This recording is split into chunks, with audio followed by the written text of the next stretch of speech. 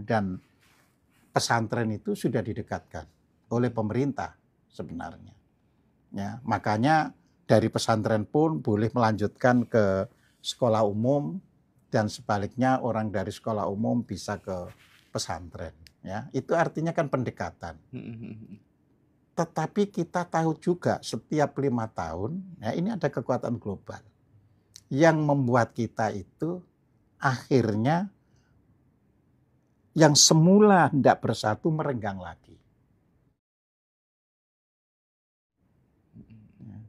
Terus panjenengan sebagai guru, saya anggap sebagai guru bangsa gitu ya.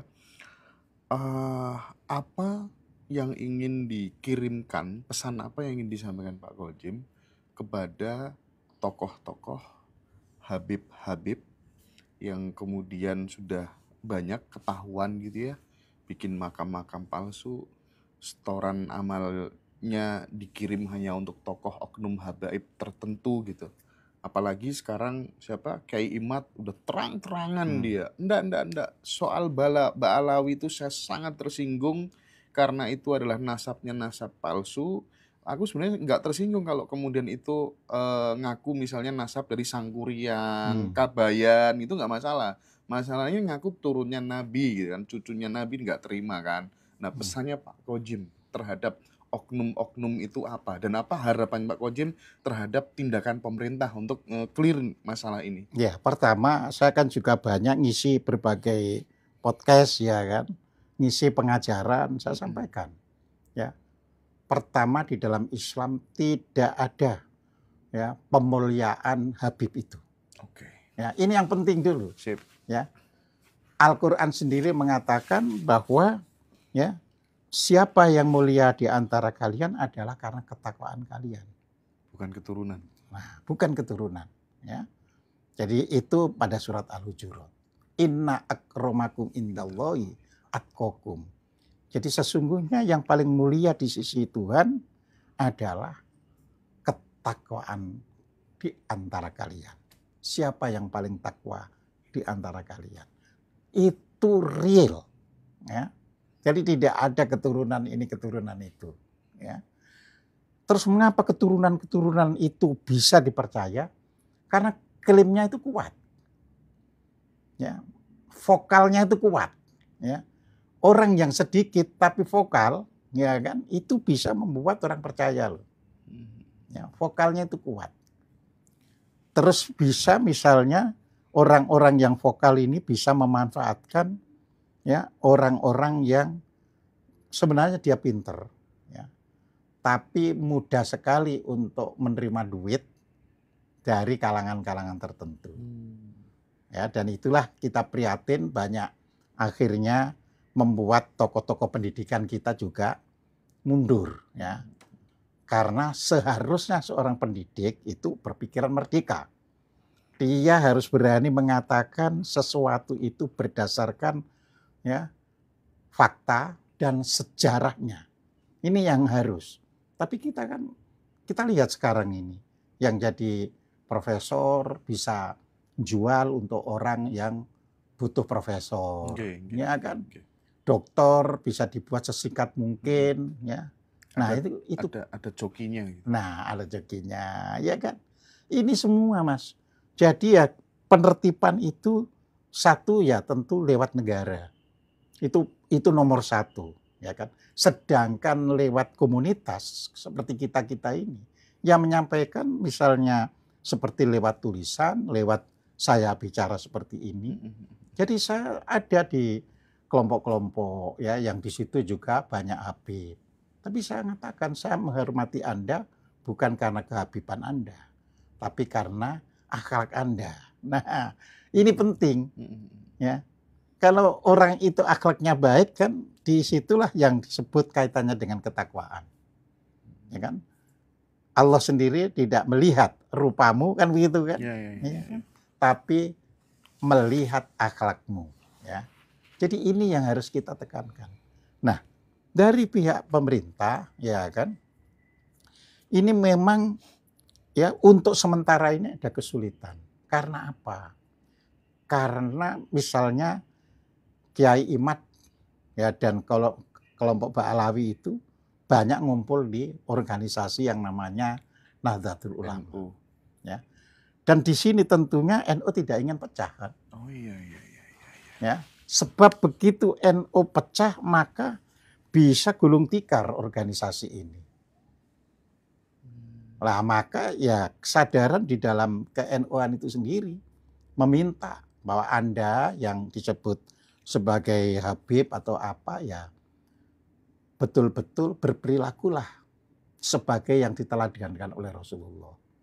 Jadi jangan melakukan suatu ya istilahnya itu merendahkan ya orang lain. Termasuk kegerebek tidur dengan istrinya orang. Iya, ya kan merendahkan jadinya itu ya. Kita tahu Nabi sendiri sudah mengatakan tidak ada kelebihan bangsa Arab atas bangsa Ajam atau bangsa lain. Kelebihan nafsu mungkin ya? Bukan, tidak ada kelebihan misalnya value, nilai-nilai. Oh, value. Itu tidak ada. Ya, tidak ada kelebihan orang kulit putih terhadap orang yang bukan kulit putih. Ya, itu sebenarnya hidup ini setara, ya kan? Jadi ini yang harus kita perhatikan dengan baik-baik. Bahwa oke lah karena suatu organisasi ini anggotanya bisa 100 juta. Ya, dan Habib itu ya baik yang buruk maupun yang jelek ngumpul di dalamnya masalahnya. Ya, kan artinya tidak semua orang yang menyatakan dirinya Habib itu buruk, tidak. Kan gitu kan. Ya. Tapi yang buruk dan yang baik itu ada di situ masalahnya. Jadi artinya dari PBNU yang harus menjelaskan bahwa semua Habib di dalam lingkungan NU harus lebih menunjukkan keperilaku ya yang karimah daripada menunjukkan kehebatannya. Ya. Ya itu yang harus disampaikan. Atau jangan-jangan Pak Kojem mereka itu habaib yang palsu atau apa dan lain sebagainya itu masih banyak peminatnya karena memang terlalu banyak ajaran-ajaran kepada masyarakat, anggota ormas, seluruh masyarakat di lapisan tingkat bawah itu yang sistem pembelajarannya hanya dogmatis saja, doktrin aja gitu sehingga IQ-nya, nalarnya tidak berkembang menjadi lebih baik. Nah itu solusinya apa? Kalau mereka minimal udah lebih cerdas gitu aja Pak Kojem, alah ngapain sih orang kayak gitu dipercaya gitu kan, gimana tuh Pak Kojem? Iya, jadi kita harus kembali ke sejak merdeka Mas ya. Jadi ketika kita merdeka sebenarnya kan ketika merdeka itu kita mulai ingin belajar dengan sistem yang baik, ya kan.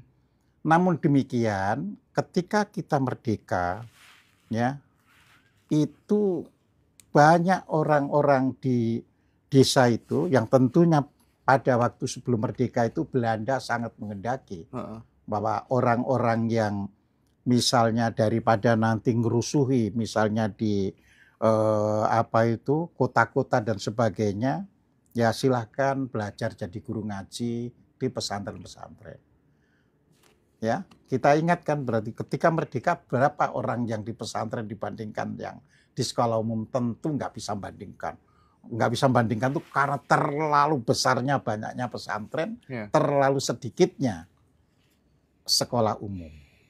Ya. Ini pun begitu kan. Ya. Ada kekuatan global ya.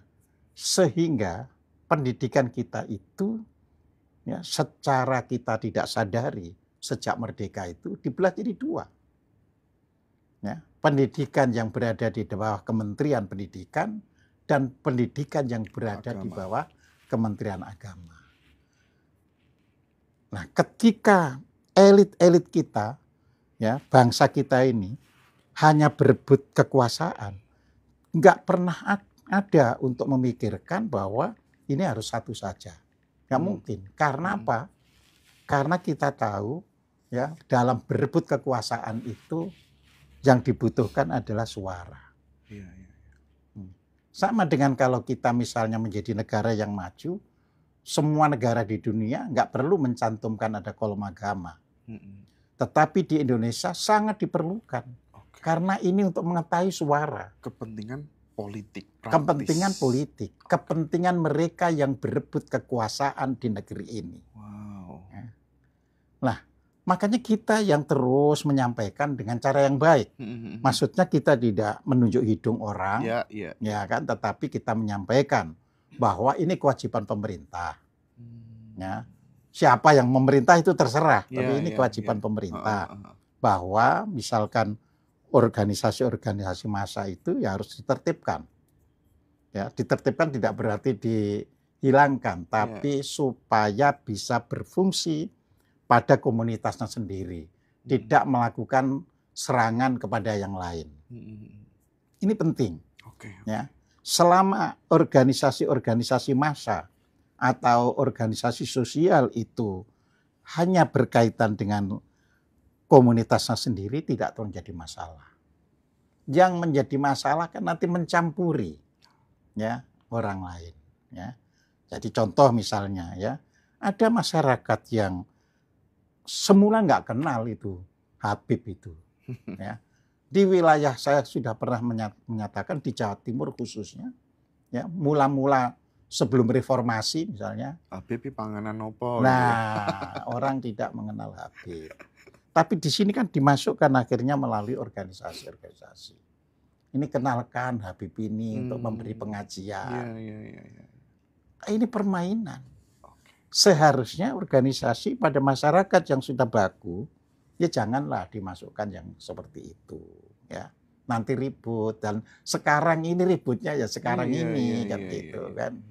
Ya, jadi ini adalah satu dari pihak negara menertibkan ya, dan tidak lagi membutuhkan kekuatan politik lewat suara karena ya mereka beragama itu atau berorganisasi ini. Didiklah masyarakat itu ya bahwa kami punya program ini ya, maka silahkan pilih. Jadi program-program yang diajukan. Bukan sentimen agama gitu. Bukan sentimen agama, bukan sentimen kesukuan, bukan sentimen etnis ya. Tapi program-program, biarlah rakyat itu memilih sesuai dengan program-program itu. Nah, bagaimana Pak Kojem secara lebih konkret, secara lebih realistis, action daripada pemerintah, apakah perlu sampai pada tataran merekonstruksi kurikulum di dunia pesantren atau di dunia-dunia institusi pendidikan yang bernuansa agama Islam gitu ya, supaya dari kecil anak-anak kita gitu ya, generasi penerus di Nusantara ini punya kebanggaan terhadap jati diri bangsa kita sendiri gitu. Budaya spiritual kita yang asli, yang murni itu mereka tahu gitu. Lahir procot usia 4 tahun, 5 tahun udah diajak bangga dengan budaya spiritualnya bangsa lain. Arabisasi di mana-mana gitu ya. Budayanya hampir di semua pulau di mana kita mengagung-agungkan budaya orang lain. Ya. Ini sangat serius dan jarang yang memikirkan bagaimana pikiran-pikiran Pak Kojem ini terkait hal ini. Semua negara ini kan pada mulanya sudah mulai bagus. Ya, misalnya apa? Dulu sampai Pak Harto membangun SD Impres, ya kan? Ini kan sebenarnya memperkenalkan suatu kondisi yang secara umum. Tempat-tempat di mana orang misalnya tidak bisa sekolah, itu bisa sekolah. Nah, sedangkan pesantren pada waktu itu kan praktis pesantren lama. Pesantren bermunculan tambahan loh ya, itu kan setelah reformasi. Ya, sebaliknya setelah reformasi, yang impres-impres tadi semakin hilang. Ya, karena adanya pembangunan rumah digusur ini sehingga akhirnya masyarakat setempat tidak ada di situ dan hilang. Ya, lah ini nggak boleh terjadi. Ya, jadi sebenarnya kan penyatuan kurikulum sekolah umum dan pesantren itu sudah didekatkan oleh pemerintah sebenarnya. Ya, makanya dari pesantren pun boleh melanjutkan ke sekolah umum dan sebaliknya orang dari sekolah umum bisa ke pesantren. Ya, itu artinya kan pendekatan. Tetapi kita tahu juga setiap 5 tahun, ya ini ada kekuatan global yang membuat kita itu akhirnya yang semula hendak bersatu merenggang lagi. Ya. Contoh begini, banyak sekali ya setelah reformasi itu dana-dana dari Timur Tengah untuk membuat sekolahan yang khas Islam, yang pesantren yang modern atau apa, yang dananya dari Timur Tengah. Tentu akhirnya di situ yang disampaikan adalah pesan mereka, bukan pesan kita. Ya. Nah, di sini ya tentunya diharapkan pemerintah suatu saat semua jenis pendidikan, ya, suatu saat ini harapan tentunya ada di bawah Departemen Pendidikan dan Kebudayaan. Apakah itu pendidikan pesantren atau pendidikan ini? Supaya apa? Supaya bisa mengetahui kebutuhan orang. Ya kan? Supaya siapa sih sebenarnya yang untuk butuh misalnya di industri ini kan harus dipenuhi itu. Ya, Nah, kalau terbelah begini kan nggak bisa kita. Ya. Jadi contoh hari ini itu kurang lebih ada 28.000 unit pesantren. Itu artinya tambah banyak, ya kan? Nah, 1 unit pesantren memadai berapa orang? Nah, mengapa ini kok bisa berkembang? Kok enggak pendidikan umum yang berkembang? Karena ini ada kos yang murah, yang membuat pesantren lebih murah daripada membuat sekolah umum. Ya. Orang yang masuk pun kalau di sekolah umum ada standar bayarnya segini. Di pesantren nggak ada. Ya memang nanti pesantren yang hebat melakukan saringan, yaitu sistem tes. Tapi kan contoh misalnya ya kita ambil. Kalau kita ambil di Madiun, pesantren yang hebat apa kan? Gontor. Tapi berapa puluh pesantren di sekitar Madiun. Ya kan? Yang itu yang nerima nanti yang testing ke Gontor nggak bisa nerima ke situ, ya kan? Tapi ngomong-ngomong soal Gontor, Pak Kojem itu alumni Gontor loh ya? Iya. Akselerasi lagi? Iya.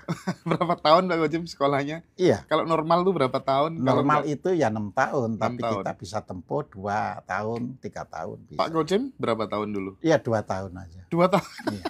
Gila Pak Kojem nih. Aduh. Oke, menarik sekali ya. Pantes ya bukunya keren-keren. Lulusan Gontor ditempuh hanya 2 tahun. Pak Kojem, ini ada yang menarik dan ini sekaligus kita pengen mengedukasi gitu ya, bahwa sudahlah berhenti untuk memuliakan orang Habib-habib dan lain sebagainya gitu ya. Sekali lagi, kalau cucu keturunan Nabi tidak perlu dimuliakan, kalau nabinya yang memang mungkin perlu dimuliakan gitu ya. Tapi catatan pentingnya adalah terbaru itu ada 180 Habib di Yaman, itu tes DNA dan semua hasilnya negatif. Gimana Pak Kojem? Loh iya ya, artinya kan itu hak pemerintah Yaman.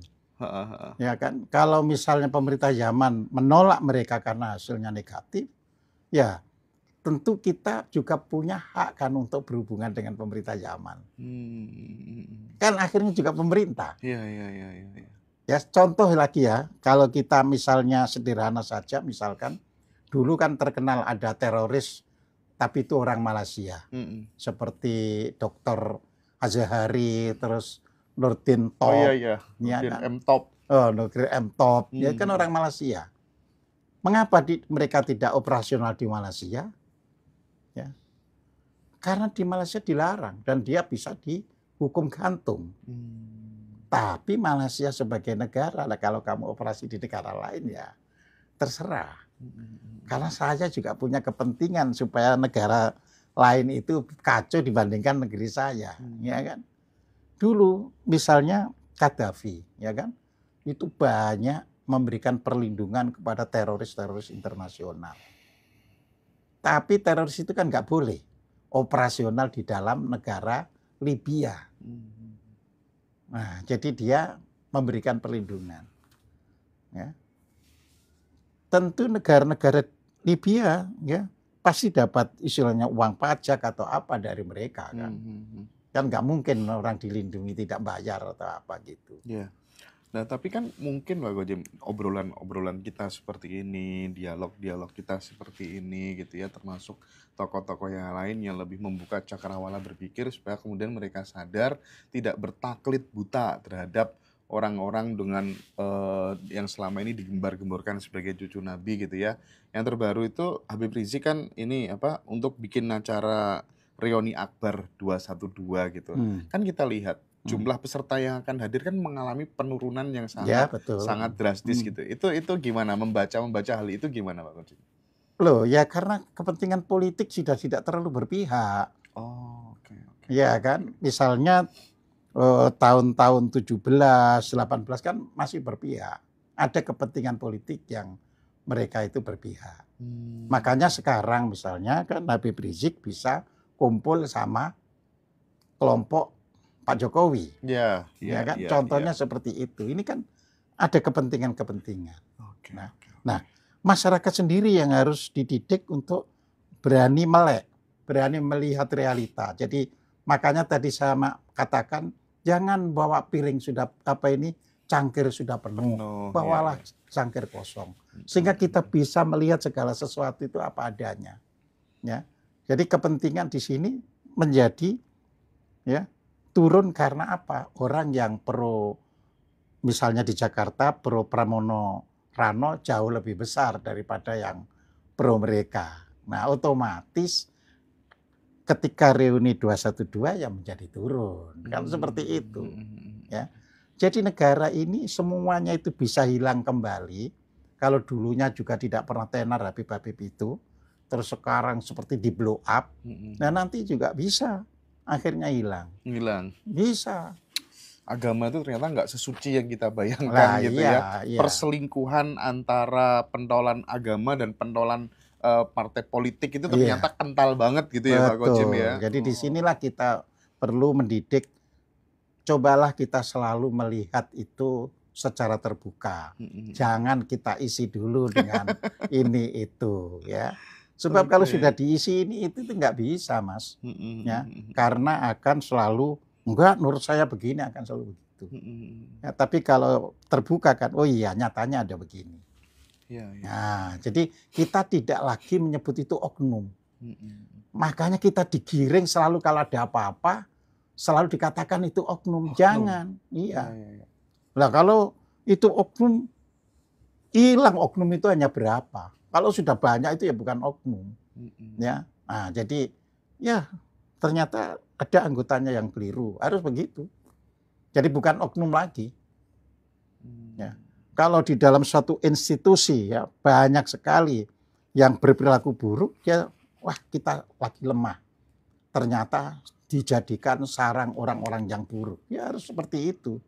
Nah, mendidik ini perlu kita secara terbuka, secara arif, ya kan, sampai ke tingkat negara. Ya. Perlu nggak negara bikin semacam ya sekolah kenusantaraan gitu? Loh, kan atau cukup enggak, kan sudah ada misalnya Taruna Nusantara, SMA Taruna Nusantara kan ada. Ya harus lebih diperbanyak. Diperbanyak. Jadi sekolah yang bisa mengajarkan ya universality ya keumuman itu harus diperbanyak. Ya, sekolah yang bisa menyadarkan bahwa kita orang Indonesia harus diperbanyak. Mungkin secara realistis mending pelajaran agama nggak usah aja ada di sekolah-sekolah umum gitu kan Pak Gojim? Nah, tapi kalau seperti itu kan persoalannya nggak bisa karena ini masalah kekuatan politik. Oh iya juga ya. Iya. Bener juga ya. Iya.